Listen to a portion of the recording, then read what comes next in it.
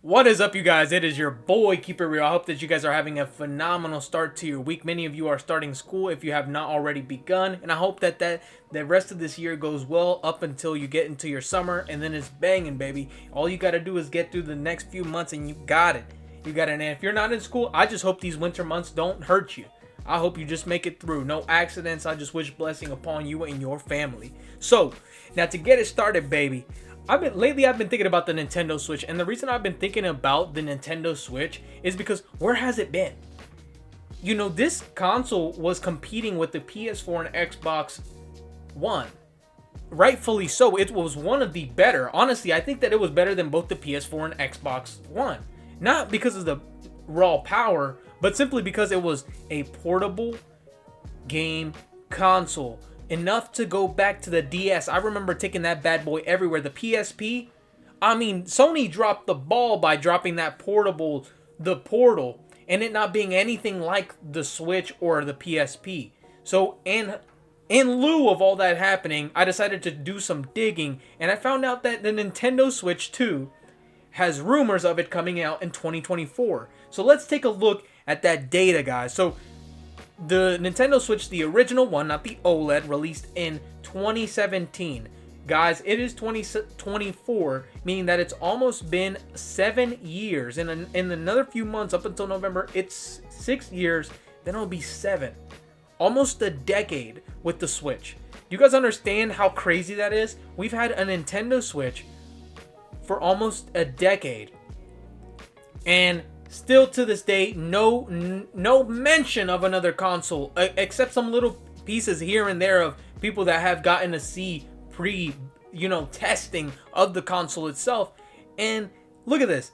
After becoming the third best-selling console in history this year, it is fair to say that Nintendo might want to keep things close to its chest. So, when I was around when the Nintendo Switch released, and it was revolutionary. The TV disconnection from the Joy-Cons is ludicrous, but it works fantastically. It's just one of those things where you can't get past. If you own a Switch, you know how good it is to just take off the Joy-Cons and then just connect the Switch to the dock and play it. When you're done playing it that way, you pick it up, put the Joy-Cons back on, sit on the couch and let people enjoy their TV. Oh my gosh, it's like the Portal was trying to do that, but you need internet with the Portal. So the Portal has a great thing to follow suit, and they chose not to. So, let's go to these rumors. This is not factual information. These are predictions, rumors, and I think it will release 2024. So, recent court documents as part of the Activision Blizzard acquisition revealed that Nintendo briefed Activision on Switch 2 in late 2022, meaning they were just bringing it up. They were letting them know that this was coming to the table. And if you guys saw when Microsoft purchased Activision, what was a big thing that they mentioned? They were going to try to bring Call of Duty to the Nintendo Switch. That's banging. If you have any Nintendo Switch, that sounded like great news. You know what's on the contrary? You got to look at the contrast. The Nintendo Switch isn't that powerful. It's sitting and playing games at 30 FPS until we got the OLED, which looks significantly better. I can say that looking at it firsthand from gameplay, the OLED looks better. And it came out in 2021, guys. So even then, it's still been 2 years, 3 years almost, with the OLED edition of the Switch.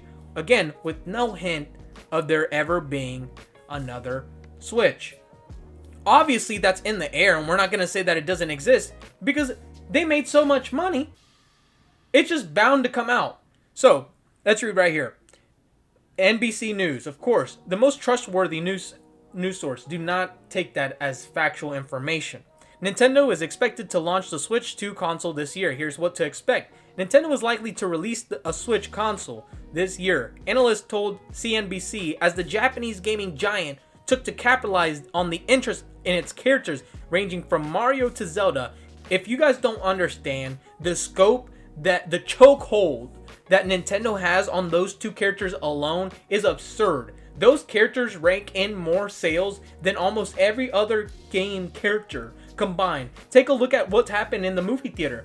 One of the highest rated, most bought tickets was for a Mario movie, and I gotta say, it was a great adaptation of the game. It was. but they have a chokehold on that, just like Disney does. Nintendo is basically Japan's Disney, other than One Piece.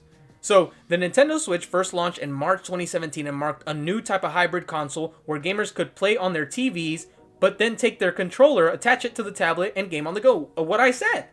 That is what is so dope about the Switch. And I would just wish that we could see a Switch 2 with the power capabilities of similar, comparable to the Steam Deck or PS5. I know that's a lot to ask, but we're going to take a look at the Steam Deck in a little bit because that's not too far off. And if you guys don't know, the Steam Deck is honestly reasonably priced.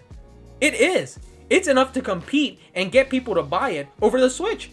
It's a portable PC. So, let's keep reading. This approach, which combined the at-home aspects of console gaming with the portability of mobile games, proved very popular with gamers. Nintendo has sold 132.46 million units of the Switch.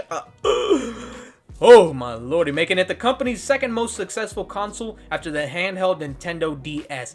That is insane. Just think about it. 130 million. Let's just round it down to 100. They made a freaking killing based on their titles. Most people buy a Switch for the portability, but also people buy it because of the games such as Mario, Zelda, Kirby, any type of game that's exclusive. They even got an exclusive Bayonetta on there. Like, come on, man. People buy the Switch just for those games. Zelda, Tears of the Kingdom was arguably one of the best games of the year. It almost won Game of the Year. It was up competing against Baldur's Gate. That's absurd. A console that is 7 years gets a game and it is a Game of the Year contender?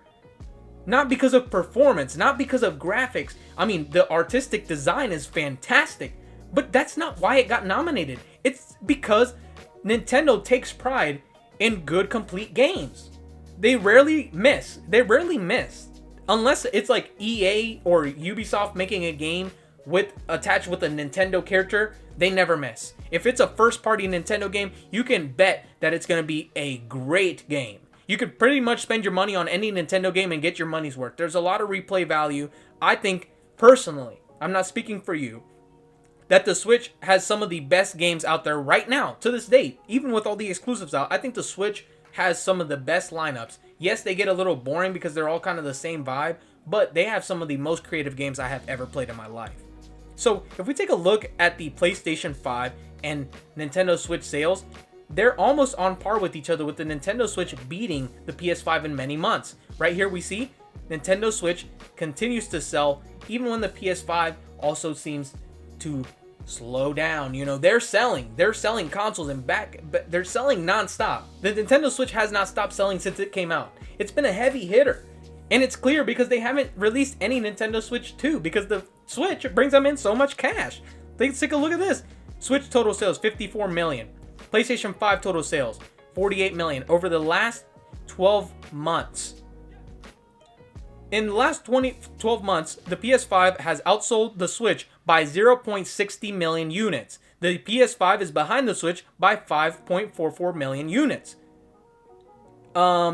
Yes, that might seem like a lot just reading that. It's not though. The PS5 just recently came out a few years ago. The Switch is almost a decade old. It's 7 years old. And it's sitting there selling almost at the same level. I think it's outselling the Xbox. It is outselling the Xbox, and this is a last gen handheld device. Just to show you guys that handhelds are still there. They are still worth it. So, a little bit ago, I mentioned the Steam Deck, and that's what we're going to be taking a look at next, because this is my biggest problem with the Switch. It's not necessarily the factor, the speed or the graphics, but it's the dated hardware. Even when the Switch came out, it was dated, and I believe this is the Switch OLED. So I want to take a look. No audio. I'm just going to talk through it. We can see right here. Look at the Witcher 3 on the Nintendo Switch, and this is the Steam Deck. This is where we're at now, and looking at it from probably my screen, it doesn't look as good. I'll leave a link down in the video below so you guys can check it out for yourself. But it looks completely different. Just looking at the terrain, the pop-in is ridiculous. Look at the trees. Look at this. This is a standard Switch. You can see all that fragmenting. Look at the trees. Everything just looks kind of blurry. It just doesn't look right. Then we look at the OLED. I mean the Steam Deck, and look at that. No fragmenting. Looks like the anti-aliasing is working pretty good, considering they have presets for these type of games, and you could see further out. Just look at this. Look at the loss of detail further out, and then you go to the Steam Deck, which is almost the same price. It's about $100 more than the Steam OLED. I mean, and this Steam Deck has an OLED version now, but the Switch OLED came out, and this is about $100, $150 more than the Switch. So for that value, you're also getting probably double the graphics and double the performance, because these games also don't run as well on the Switch. And the OLED does look better looking at it from a camera view. I believe in handheld. If you look at that little bit of frame difference right here.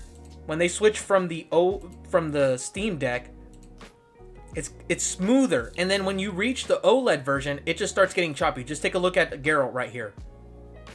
Look at his hair. It just doesn't look right. It looks old and dated, and that's perfectly fine. If we look right here at the load times for this game,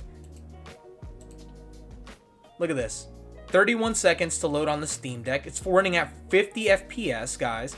53. Right here, look at that. You can already tell it's hitting sub 30s.